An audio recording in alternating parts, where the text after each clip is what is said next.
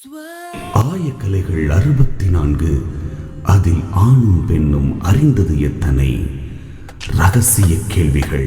உலகெங்கிலும் உள்ள வசந்த் தொலைக்காட்சி நேயர்களுக்கு வணக்கம். இது உங்கள் ரகசிய கேள்விகள்.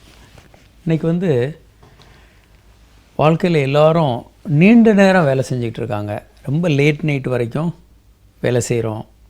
வீட்டுக்கு வந்த பிறகு நம்ம டாய்ஸ், அடல்ட் டாய்ஸ்ன்னு சொல்லக்கூடிய டிவி ரிமோட்டு, இன்டர்நெட்டு, செல்ஃபோனு, ஏதாவது ஒன்றோட டைமை போக்கிக்கிட்டே இருக்கோம்.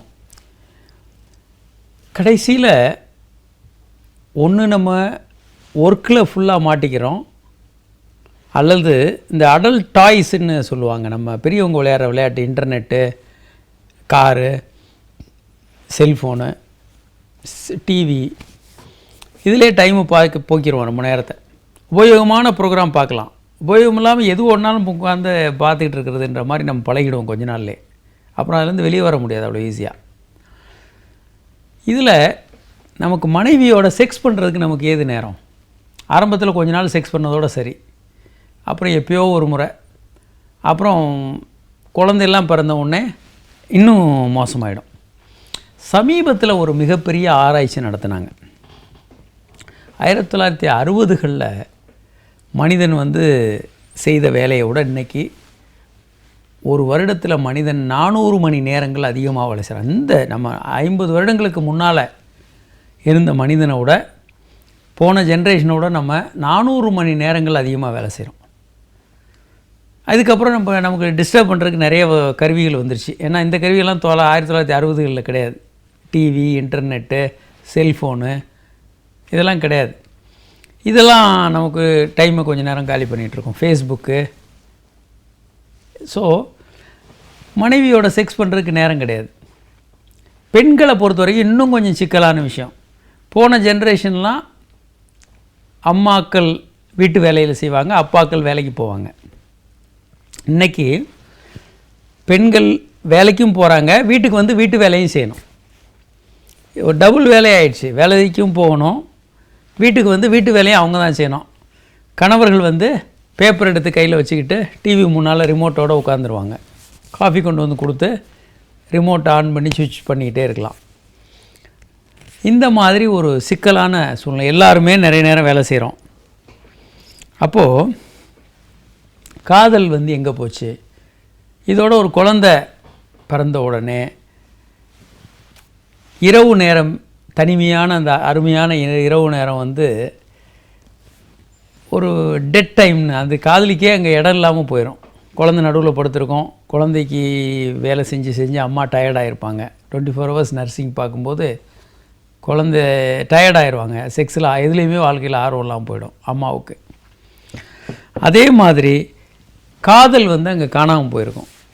பேஷன் அவுட் ஆஃப் ஃபேஷன், இந்த மாதிரி ஆகிடும். இப்போ இதை எப்படி சரி பண்ணுறது? முதல்ல இந்த அடல்ட் டாய்ஸில் செலவு பண்ணுற நேரங்களை மிகப்பெரிய அளவுக்கு குறைக்கணும்.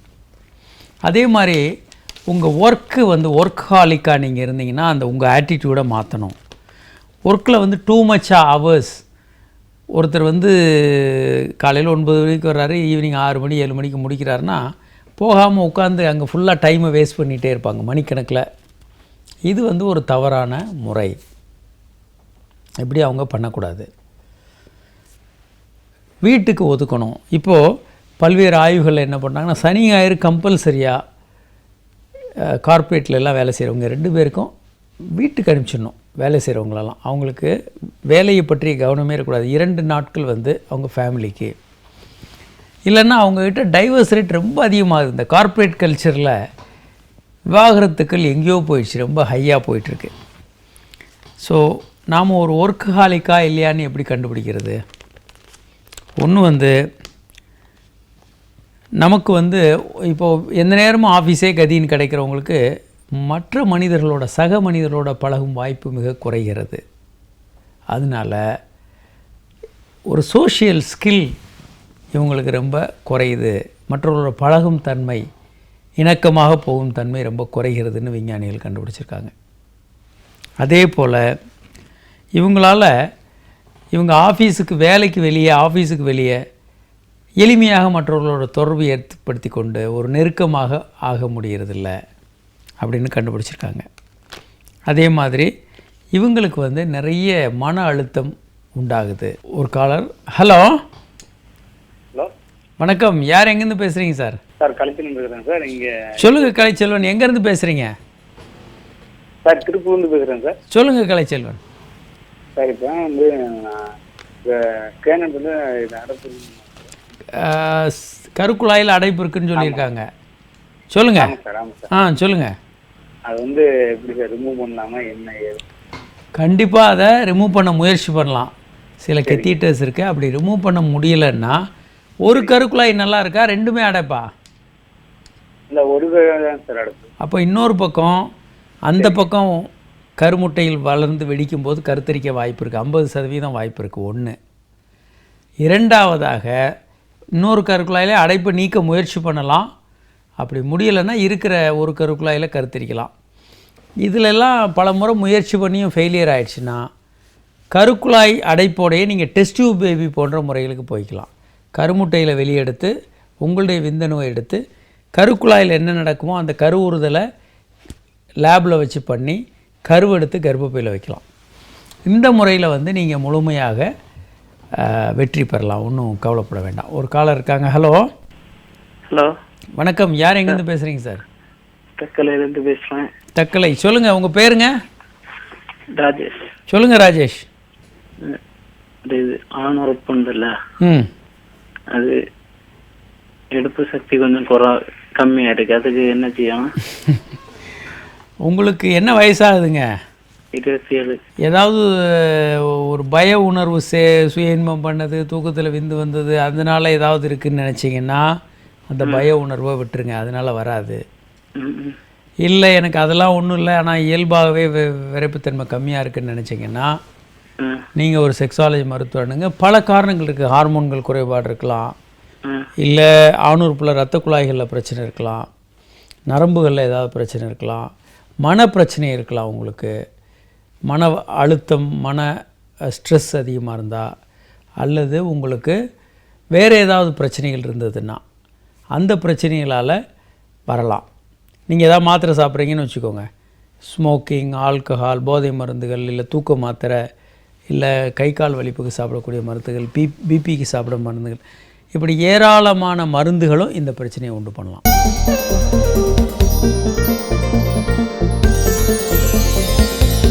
ரகசிய கேள்விகள் இடைவேளைக்கு பின் தொடரும்.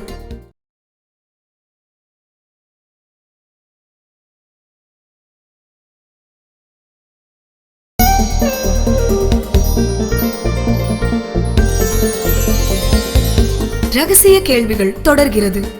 இன்னொரு காலர் இருக்காங்க. ஹலோ. ஹலோ, வணக்கம். யார் எங்கேருந்து பேசுகிறீங்க சார்? செங்கல்பட்டுலேருந்து சக்தி பேசுகிறேன். சக்தி, சொல்லுங்கள். சார் சார் ஒரு மாதிரி செக்ஷுவல் ஃபீலிங் வந்துச்சுன்னா உறுப்புக்கு மேலே வலி வருது சார். உறுப்புக்கு மேலே எங்கே வலிக்குதுங்க? உறுப்பு அந்த உறுப்புக்கு மேலேயே தான் ஆகும் சார். மேல் பகுதியில்? மேல் பகுதியில் சார். உறுப்பு இல்லை சார், உறுப்பு வந்து ஜாயிண்டாக வரும். அடி வயிற்றுல சார். சரிங்க, அடி வயிற்று. சரிங்க, அது பொதுவாக நீண்ட நேரம் விரைப்பு இருந்தால் கொஞ்சம் வலி இருக்கலாங்க அங்கே. Okay sir. ஒவ்வொரு முறை விரைப்பு ஆரம்பிக்கும் போதே வலிச்சதுன்னா ஓகே, அதை செக் பண்ணணும். அதில் என்னென்னா, அந்த இடத்துல செக் பண்ணும்போது ஒரு திக்காக ஒரு ஃபைப்ரோசிஸ், ஒரு திண்டு மாதிரி இருந்ததுன்னு வச்சுக்கோங்க, அது வந்து பைரோனி டிசீஸாக இருக்க வாய்ப்பு இருக்குது. இது வளர வளர வளர ஆணுறுப்புடைய ஷேப்பு மாறலாம். இது சாதாரணமாக ஆணுறுப்பில் வலின்றது ரொம்ப ரேர், வலி இருக்காது. பைரோனி டிசீஸ் போன்ற நோய்கள்னால் வரலாம். அப்படி இல்லைன்னா ஒரு வேறு சிறுநீர் போகிற பாதையில் ஏதாவது கல் இருந்தாலும், கிட்னி ஸ்டோன்னு சொல்லுவாங்க, யூரிட்டர் ஸ்டோன், கிட்னி ஸ்டோனில் அந்த மாதிரி ஆணுறுப்பினுடைய ஒரு பகுதியில் வலி இருக்கலாம். இதெல்லாம் கொஞ்சம் செக் பண்ணணும். செக் பண்ணி உங்களுக்கு என்ன பிரச்சனைன்னு சொல்லலாம். ஸோ நம்ம இப்போது சில முக்கியமான விஷயங்களை பற்றி பேசிகிட்ருக்கோம். நேரம். ஒரு காலர் இருக்காங்க. Hello sir. வணக்கம் சார். வணக்கம். யார் எங்கேருந்து பேசுகிறீங்க? சார், நான் திருச்சிலேருந்து பேசுகிறேன் சார். உங்கள் பேருங்க? பேர் வந்து தட்சிணாமூர்த்தி சார். தட்சிணாமூர்த்தி, சொல்லுங்கள். 7 வருஷம் ஆகுது சார். சரி. அது வந்து குழந்தைங்க வந்து 2 குழந்தைங்க இருக்கு சார். சரிங்க. 2 பெண் குழந்தைங்க. ஓகே. எனக்கு வந்து பிறந்ததுலேருந்து அந்த விதைப்பை வந்து ஒரு பை தான் இருக்கு. சரிங்க. பிறக்குங்களா பையன் பையன் பையன் பிறக்க ஒரு 2 பேரை இருந்தாலும் பையமா பொண்ணான்றதெல்லாம் இது விரை பைகள் சைஸோ 1 2 அது நிர்ணயம் பண்ணுறதில்ல. சரிங்க சார். நீங்கள் ஒவ்வொரு முறையும் நீங்கள் கருத்தரிக்கும் போது ஆண் குழந்தை பிறக்கிறதுக்கு 50%, பெண் குழந்தை பிறந்ததுக்கு 50% இருக்குது. சரி. நீங்கள் என்ன மருந்துகள் என்ன முறையை பின்பற்றினாலும் இது ஆண் குழந்தை பெண் குழந்தைன்னு யாரும் எந்த ஹெல்ப்பும் பண்ண முடியாது. பல கருவிகளும் இந்தியாவில் தடை செய்யப்பட்டிருக்கு. சரிங்க சார். நீங்கள் கர்ப்பமான பிறகு அது ஆணா பெண்ணான்னு பார்த்து கருக்கலைக்க முயற்சி பண்ணால் மிக கடுமையான தண்டனைகள் உண்டு. சில பேர் விளையாட்டுத்தனமாக சொல்லி இதை போய் மாட்டிக்கிட்டிங்கன்னா சீரியஸான தண்டனை உண்டு. 10 வருடம் வரைக்கும் ஜெயில் தண்டனை கிடைக்கும். அதனால் இந்த மாதிரி முயற்சிகளை இறங்காதீங்க. அரசாங்கம் ஏன்னா பெண் குழந்தைகளை கருவை கலைச்சி கொள்கிறாங்கன்றதுனால அரசாங்கம் கடுமையான சட்டங்களை இயற்றியிருக்காங்க. இந்த முயற்சியில் இறங்காதீங்க. ஒரு காலர் இருக்காங்க. ஹலோ. அந்த நைட்டு தூக்கத்திலே இதாகிறது மாதிரி இருக்குது சார். அது தூக்கத்தில் விந்து வருதா? ஆமாங்க சார். தூக்கத்தில் விந்து வருபவர்கள் தான் முழுமையான ஆண்கள்.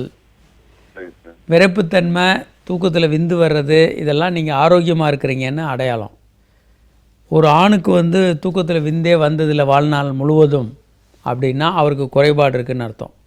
பெரிய குறைபாடு, மேஜர் ப்ராப்ளம் இருக்குதுன்னு எடுத்துக்கணும். முதலாக ஒரு பையன் வந்து வயதுக்கு வந்துட்டாரு அப்படின்றதுக்கு அடையாளமே தூக்கத்தில் முதல்ல விந்து வரும். ஸ்பெர்மார்க்கேன்னு பேர் இதுக்கு. அதாவது தீட்டு வர்ற பெண்ணுக்கு, வயதுக்கு வந்த பெண் மெச்சூர் ஆகிட்டான்லாம் தமிழில் சொல்கிற மாதிரி மெனார்கே அப்படின்னு சொல்லுவோம். அதே மாதிரி ஆண்களுக்கு விந்து வர்றது ஸ்பெர்மார்க்கே. ஸோ இது வந்து நீங்கள் மெச்சூராக இருக்கீங்க, உங்கள் உடலும் மனதும் ஆரோக்கியமாக இருக்குது, நீங்கள் முழுமையான ஆணாக இருக்கீங்கன்ற அடையாளம். அதனால் இது ஏதோ குறை, இது ஏதோ பிரச்சனைன்னு நினச்சி கவலைப்பட வேண்டாம். So normal, it is normal.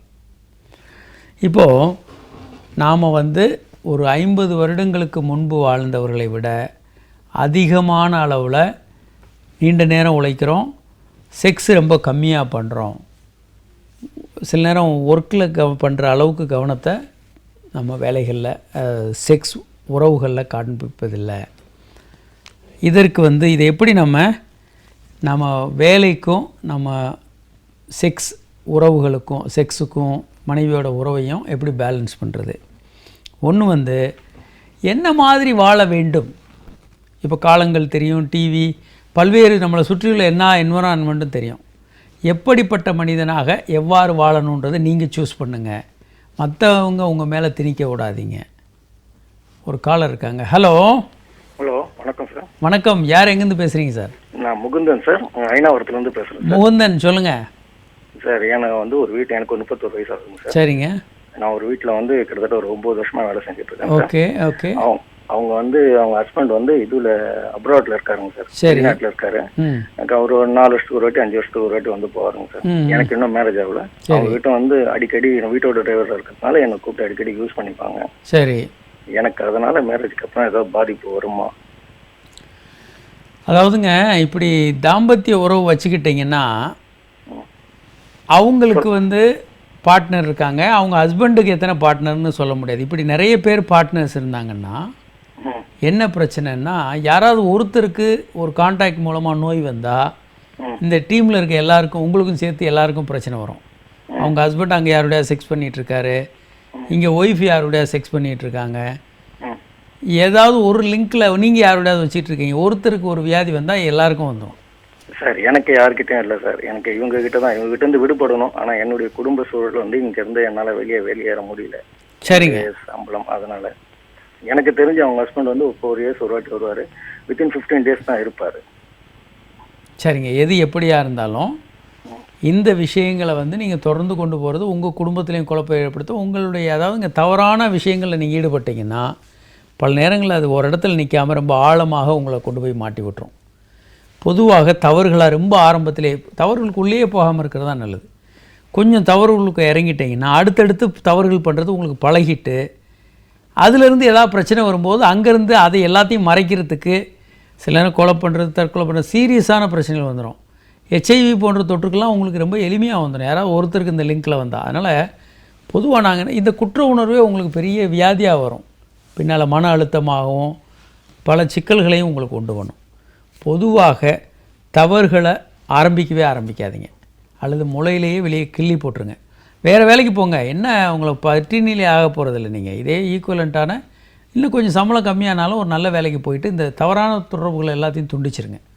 ஏன்னா என்றைக்காவது ஒரு நாள் உங்களுக்கு இது மனவேதனையை கொடுக்கும், பல பிரச்சனைகளையும் கொண்டு வரலாம். அன்றைக்கு நீங்கள் திரும்பி பார்த்து நான் தப்பு பண்ணிட்டேன்னு வருத்தப்பட்டு எந்த பிரயோஜனமும் இருக்காது. தவறுகளை முதல்ல ரொம்ப ஆரம்பத்திலே நீங்கள் தடுக்காம விட்டீங்கன்னா ரொம்ப தூரம் ஆழமாக போயிடுவீங்க. அதுக்கப்புறம் நீங்கள் திரும்பி பார்த்து வெளியே வரவே முடியாது. இது ஏன் பல பேர் கொலை பண்ணுறாங்கன்னா, தவறுகளை பண்ண ஆரம்பிச்சுட்டு ரொம்ப சிக்கலான பிறகு வெளியே வர வழி தெரியாமல் அங்கே வந்து ஏதாவது அங்கேருந்து ஒரு முடிவு எடுப்பாங்க. எவ்வளவு தூரம் ஆழமாக தப்பு பண்ணி உள்ளே வந்துட்டோன்றது அவங்களுக்கு தெரியாது. அங்கேருந்து முடிவு எடுக்கும்போது பல நேரங்களில் முடிவுகள் தவறானதாகவும் முற்றிலும் பிழையான முடிவுகளாகவும் ஆகிடும். அதனால் ரொம்ப ஆரம்பத்திலேயே தவறுகளை பண்ணாமல் இருக்கிறது தான் சரியான விஷயம். இதை உதறி விட்டு, இந்த வேலையை இன்றைக்கி இருந்து உதறி விட்டு வேறு வேலையை பார்த்துருங்க. கொஞ்சம் சம்பளம் கம்மியானா என்ன, அதனால் என்ன ஆக போகுது, இந்த சம்பளம் தான் வாங்கணும் அப்படின்னு ஒன்றும் இல்லை. தவறுகளை முதல்ல நிறுத்திடுங்க. அது பல நேரங்களில் உங்களுக்கு பின்னால் வரக்கூடிய எல்லா துயரங்கள்லேருந்தும் வெளியே வந்துடுவீங்க. நல்ல மனிதனாக வாழும்போது உங்கள் மனதில் ஒரு ஆரோக்கியமான எண்ணம் இருக்கும், நாம் நல்ல மனிதன் என்ற உணர்வு, கவலைகள் இல்லாத சந்தோஷமான வாழ்க்கை இருக்கும். இந்த குற்ற உணர்வு உங்களால் போக்கவே முடியாது வாழ்நாள் முழுவதும்.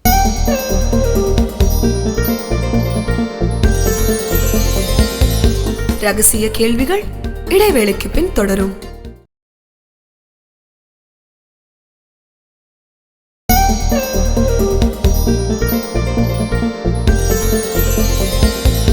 ரகசிய கேள்விகள் தொடர்கிறது. ஒரு காலர் இருக்காங்க. Hello. Hello, good evening sir. Good evening. யார் மேடம், எங்கேருந்து பேசுகிறீங்க?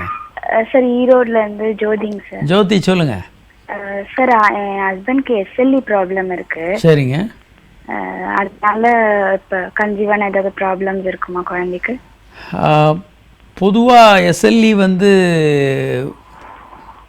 குழந்தைக்கு லேட்டர் டேட்டில் கொஞ்சம் வர்றதுக்கு வாய்ப்பு இருக்குங்க. கொஞ்சம் இருக்குது, ஒரு 10% அந்த மாதிரி வர்றதுக்கு வாய்ப்பு இருக்குது. பெரிய அளவில் அப்படி வராது. உங்களுக்கு SLE இருந்து நீங்கள் ப்ரெக்னென்ட் ஆனால் தான் கொஞ்சம் காம்ப்ளிகேட் ஆகும். ஓகே. ப்ரெக்னென்சி காம்ப்ளிகேட் ஆகும். பட் உங்கள் கணவருக்கு இருக்குது, அது ஜெனட்டிக்கலாக உங்கள் குழந்தைக்கு வருமானா ஒரு ஜெனட்டிக் கவுன்சிலிங் வேணால் நீங்கள் போய் கேட்கலாம். ஜெனட்டிக் கவுன்சிலிங்கில் சில தேவையான டெஸ்ட்டுகள் எடுத்து உங்களுக்கு தெளிவாக சொல்லிடுவாங்க. பொதுவாக SLE வந்து சில நேரங்களில் குழந்தைகளுக்கு வர ஒரு அளவுக்கு வாய்ப்பு இருக்குது. ஏன்னா குடும்பத்தில் ஒருத்தருக்கு இருந்தால் இன்னொருத்தருக்கும் இந்த மாதிரியான ஒரு ஆன்டிபாடிஸ் ரியாக்ஷன்ஸ் வந்து வர்றதுக்கான ஒரு வாய்ப்பு கொஞ்சம் இருக்குது. SLEயை பற்றி ஸ்பெசிஃபிக்காக உங்கள் கணவருடைய கண்டிஷனை பற்றி நீங்கள் தெரிஞ்சுக்கணுன்னா கண்டிப்பாக நீங்கள் ஒரு ஜெனட்டிக் கவுன்சிலிங் வேணால் போகலாம். பொதுவாக அந்த வாய்ப்பு ரொம்ப ரொம்ப குறைவு, கவலைப்பட வேண்டியதில்லை.